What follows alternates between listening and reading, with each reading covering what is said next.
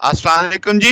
आज का लेक्चर हमारे पास है इलेक्ट्रोमैग्नेटिक रेडिएशंस के बारे में और फिर हम देखेंगे टाइप्स ऑफ इलेक्ट्रोमैग्नेटिक रेडिएशन। तो जनाब, हमने आज देखा, इससे पहले मैक्सवेल इक्वेशंस पढ़ी थी। हमने मैक्सवेल इक्वेशन का जो नतीजा देखा, जो एक बहुत बड़ी अचीवमेंट थी। हमें पता चला फैराडे लॉ के अकॉर्डिंग कि भाई इलेक्ट्रिक फील्ड से आप प्रोड्यूस कर सकते हो मैग्नेटिक फील्ड की चेंज से। और फिर मैक्सवेल लॉ ऑफ इंडक्शन से पता चला कि आपके पास इलेक्ट्रिक फील्ड की चेंज से मैग्नेटिक फील्ड लाई जा सकती है।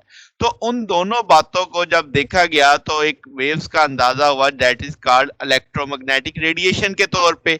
अब आप जैसे ये सामने एक फिग देख रहे हैं जिसमें आपको एक पूरा चार्ट दिखाई दे रहा है। इसमें आपके पास रेडियो वेव से लेकर गैमा रेज तक के नाम आपने सुने होंगे, जिसमें रेडियो वेव्स है, इंफ्रारेड है, विजिबल रीजन है, अल्ट्रावायलेट है, एक्स रेज है, गैमा रेज है। तो ये सारे के सारी जो वेव्स हैं, जो रेडिएशंस हैं, जो कलेक्शन है, स्पेक्ट्रम कह लें, तो ये इलेक्ट्रोमैग्नेटिक स्पेक्ट्रम कहलाता है। हमारे पास जो बेसिक है विजिबल रीजन, ये वो एनर्जी का हिस्सा है, रेडिएशन का वो हिस्सा है जिसे हम देख पाते हैं। यानी हमारे रेटिना की सलाहियत है कि हम सिर्फ इतनी एनर्जी को देख पाते हैं। इससे पीछे इंफ्रारेड, अल्ट्रावायलेट्स वगैरह को देखने के लिए हमें गैजेट्स की जरूरत पड़ती है। तो जनाब, आप एक हिस्सा देखें, टॉप पे वेवलेंथ डिस्कस हो रही है, नीचे फ्रीक्वेंसी है। आप देखो कि आपकी वेवलेंथ, जैसे जैसे हम रेडियो वेव्स की जानिब जा रहे हैं तो उनकी वेव बड़ी हो रही है, जबकि अल्ट्रावायलेट, एक्स रे और गैमा रेज की वेवलेंथ स्मॉलर है। मगर जब मैं फ्रीक्वेंसी के कंसेप्ट से देखता हूं तो आप देखो अल्ट्रावायलेट, एक्स रे और गैमा रेज की फ्रीक्वेंसी बहुत ज्यादा है as compared to radio waves के।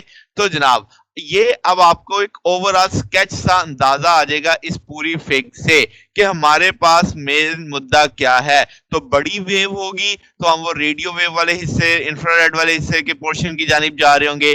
जैसे जैसे वेव का साइज छोटा होता चला जाएगा, हम अल्ट्रावायलेट, एक्स रे और गैमा रेज वाले रीजन में शिफ्ट होते चले जाएंगे। ठीक होगी बात। तो आज के टॉपिक में हमने बेसिकली करना क्या है, हमने एक इंट्रोडक्शन देखना है कि इलेक्ट्रोमैग्नेटिक रेडिएशंस क्या है, उनके हमने टाइप्स स्टडी करनी है कि ये जो पूरा चार्ट है इसको हम डिटेल में थोड़ा सा देखेंगे। तो शुरू करते हैं ना। अब जो जेम्स क्लार्क मैक्सवेल थे, ये सारा सेरा उनके सर पे जाता है, जिन्होंने भाई अब बताया कि जो बीम ऑफ लाइट है इसमें इलेक्ट्रिक फील्ड का भी है और मैग्नेटिक फील्ड भी है। तो स्टडी ऑफ विजिबल लाइट, तो ये चीज है ब्रांच ऑफ इलेक्ट्रोमैग्नेटिज्म। ठीक होगी बात। तो अब आपके पास जब मैक्सवेल का टाइम था, यानी मिड 1800 में, तो उस वक्त तक हम विजिबल को, इंफ्रारेड को और अल्ट्रावायलेट को ही मानते थे कि ये इलेक्ट्रोमैग्नेटिक वेव्स हैं। मगर इसमें बहुत अहम किरदार हर्ट्ज का था। हर्ट्ज ने क्या किया कि रेडियो वेव्स को भी वेरीफाई किया कि भाई ये भी आपके पास स्पीड ऑफ लाइट से चलती हैं, जो just like similar visible light के तौर पे है। तो आपके पास यानी इनकी बेसिक नेचर सेम है। तो अब जनाबे वाला इसका रेडियो वेव्स भी स्पेक्ट्रम में शामिल हो गई। फिर हमारे पास पॉल विलर्ड थे, केमिस्ट और फिजिसिस्ट थे। इन्होंने 1900 में गैमा रेडिएशन डिस्कवर की और उन्हें वो रेडियम के साथ यानी उस पे काम कर रहे थे, तो पता चला गैमा रेडिएशंस भी आपके पास इसी स्पेक्ट्रम का हिस्सा हैं। तो जनाब, ये बेसिक साहब हमें पता लग गया किन किन लोगों ने अपना कंट्रीब्यूशन डाला है इस चार्ट को बनाने में। ठीक है। अब आपके पास इन रेडिएशन जो मुख्तलिफ तरह की अब आपके पास आ चुकी हैं, जिसमें रेडियो वेव्स है, इंफ्रारेड है, जिसमें विजिबल है, अल्ट्रावायलेट है, एक्स रेज है, गैमा रेज है। इनकी प्रॉपर्टीज डिफरेंट भी हैं, कुछ चीजें इनमें कॉमन है। जो चीजें प्रॉपर्टीज डिफरेंट है वो इनकी प्रोडक्शन है। यानी ये सारी चीजें मुख्तलिफ तरीकों, सारी रेडिएशन मुख्तलिफ तरीकों से पैदा होती हैं और फिर हम उनको जो ऑब्जर्व करते हैं, क्योंकि विजिबल तो मैं नेकेड आई से देख लेता हूँ, इंफ्रारेड को देखने के लिए, अल्ट्रावायलेट को देखने के लिए मुझे एक और डिफरेंट तरीका चाहिए। तो आपके पास इनको ऑब्जर्व करने का तरीका भी मुख्तलिफ है, तो इस लिहाज से ये मुख्तलिफ हो गई। ठीक है। तो ये डिफर करती हैं। तो दो बातें हैं, प्रोडक्शन के लिहाज से और ऑब्जर्वेशन के लिहाज से इनको डिफर, इनका हर एक तरीका डिफरेंट डिफरेंट है। जबकि इनमें जो फीचर कॉमन क्या है कि इन सारी के अंदर जिनके मैंने नाम लिए, इनमें इलेक्ट्रिक और मैग्नेटिक फील्ड के कंपोनेंट होंगे और वो वैक्यूम में ट्रेवल करेंगे स्पीड ऑफ लाइट के साथ। ठीक होगी बात। तो ये दो बातें इसमें कॉमन आ जाती हैं, यानी तमाम जो स्पेक्ट्रम का हिस्सा है गैमा रे से लेकर रेडियो वेव्स तक, वो सब के सब स्पीड ऑफ लाइट से चलने वाले हैं। तो जनाब शुरू करते हैं सबसे पहले विजिबल लाइट से। इनके टाइप्स देखते हैं। तो सबसे पहले मैं विजिबल लाइट की बात करता हूं। तो आपके पास विजिबल लाइट का सोर्स क्या है, कैसे है? तो हम कहेंगे जब एटम्स के अंदर इलेक्ट्रॉन अपनी स्टेट ऑफ मोशन चेंज करते हैं, तब ये जो ट्रांजिशन आती है इलेक्ट्रॉन की स्टेट में, उसे हम ऑप्टिकल ट्रांजिशन कहते हैं। तब उसमें से रेडिएशन अमिट होती है जो विजिबल लाइट विजिबल रीजन में आ जाती है, और ये 400 नैनोमीटर से लेकर 700 नैनोमीटर की रेंज में लाई करती है। यानी आपके पास 400 नैनोमीटर से 700 नैनोमीटर का एक स्पेक्ट्रम बन गया, एक हिस्सा बन गया, जिसके अंदर कोई भी वेव आ सकती है depending upon the situation atoms पे। तो अब आपके पास जो कलर है वो हमें एटम्स के बारे में बताएगा या उस ऑब्जेक्ट के बारे में बताएगा कि जैसे आपके पास किस में से वो लाइट अमिट हो रही है। ठीक होगी बात। तो जो स्टडी ऑफ लाइट है जो सन से आती है या स्टार से आती है, वो हमें उसकी कंपोजिशंस भी बता रही होती है कि भाई अब आपके पास वो कैल्शियम है, सो ऑन सो किस चीज की वो आपके पास स्पेक्ट्रम बन रहा है, वहां से निकलने वाली रेडिएशंस को हम अगर स्टडी करते हैं। अब इसमें एक बहुत अहम बात है कि हॉट बॉडी से जो लाइट आती है उस लाइट को हम इनकैंडिसेंट बोलते हैं, और जो कोलर ऑब्जेक्ट से लाइट हमें मिलती है डेट इज कॉल्ड ल्यूमिनेंस या फ्लोरोसेंस से बोलते हैं। तो ये एक बात अक्सर हम लफ्ज मिक्स कर जाते हैं। तो इनकैंडिसेंट हॉट ऑब्जेक्ट्स की जो लाइट होगी उसके लिए हम ये बोलेंगे। ठीक होगी बात। तो जनाब अब ये आपने छोटा सा इंट्रोडक्शन देख लिया विजिबल लाइट के बारे में, आपको एक अंदाजा हो गया कि हम इसकी रेंज कितनी है वेवलेंथ की, और इससे हमें फायदा, हम कैसे इससे एडवांटेज क्या ले रहे हैं कि हम चीजों के कंपोजिशंस को समझ रहे हैं, एटम को समझ रहे हैं। ठीक होगी बात। फिर जनाब इंफ्रारेड की बात करते हैं। इंफ्रारेड कब होता है? जब किसी एटम या मॉलिक्यूल की रोटेशनल या वाइब्रेशनल मोशन में चेंज आती है। तो अब उस चेंज की वजह से जाहिर उसकी एनर्जी में चेंज आएगी, तो वो ओमिट करेगा अपनी रेडिएशन को जो कि इंफ्रारेड रीजन में लाई करेगी। यानी उसकी जो इंटरनल एनर्जी की चेंज है वो आप रेडिएशन की सूरत में डिटेक्ट करते हो। ठीक होगी बात। तो आमतौर पे ये 0.7 माइक्रोमीटर से 1 मिलीमीटर तक की रेंज में आ जाती है। ठीक है। तो अब आपको समझ आ रही है कि प्रोडक्शन में फर्क आ गया ना। विजिबल लाइट किसी और तरीके से प्रोड्यूस हो रही थी, इंफ्रारेड किसी और तरीके से प्रोड्यूस हो रही है। तो अब आपके पास सिचुएशन में क्या बनने वाला है कि जनाब आपकी इंफ्रारेड आपके पास बेसिकली हीट के साथ लिंक कर जाती है, हीट रेडिएशंस के साथ आ जाती है।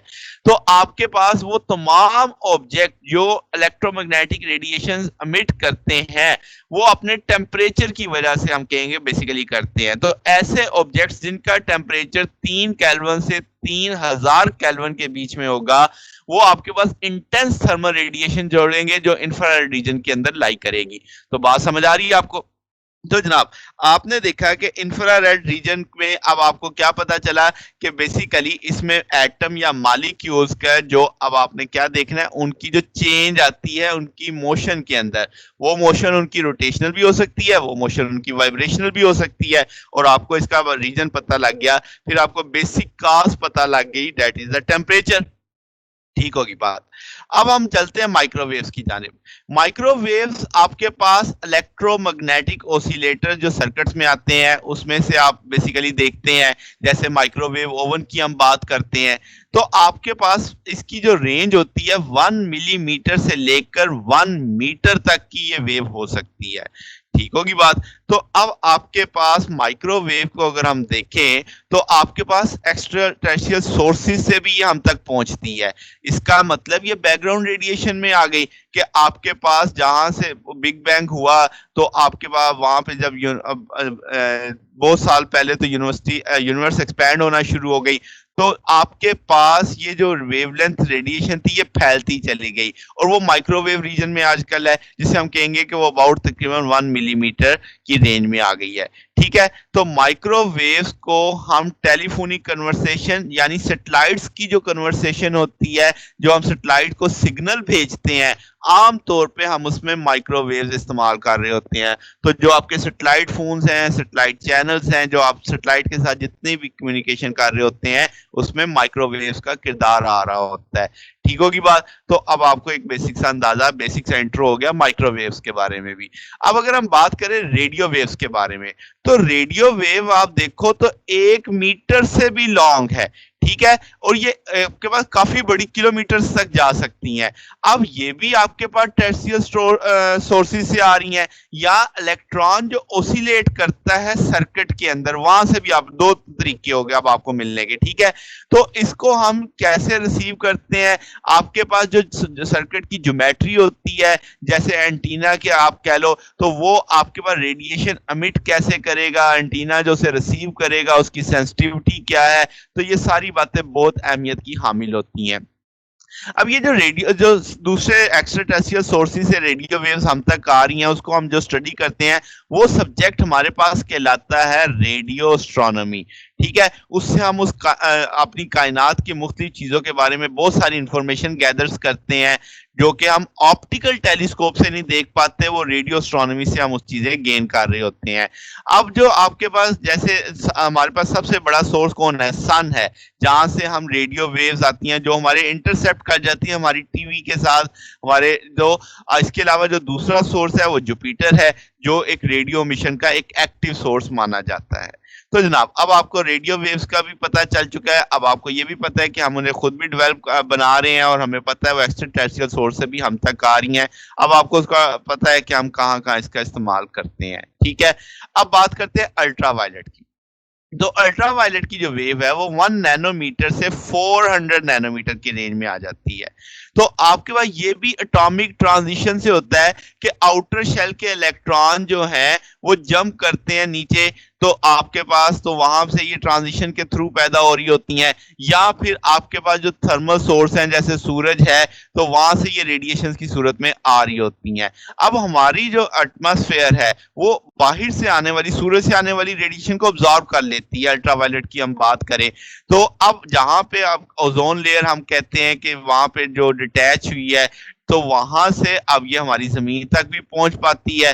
तो ये आपके पास क्या होता है जी, फ्लोरोकार्बन जो हम रिलीज करते थे जमीन पे, वो अब स्प्रे रेफ्रिजरेशन इक्विपमेंट जिसने जो काज बनी ओजोन लेयर के स्प्लिट होने के लिए, तो आपके पास अल्ट्रावायलेट रेडिएशन से जो हमारी जमीन तक जब पहुंच जाती हैं, तो आमतौर पे सनबर्न होता है, और अगर आप ज्यादा देर वैसे ऐसे किसी हिस्से में रहें, तो आपको सीरियस इफेक्ट्स, स्किन कैंसर के भी इफेक्ट्स आप देख सकते हैं।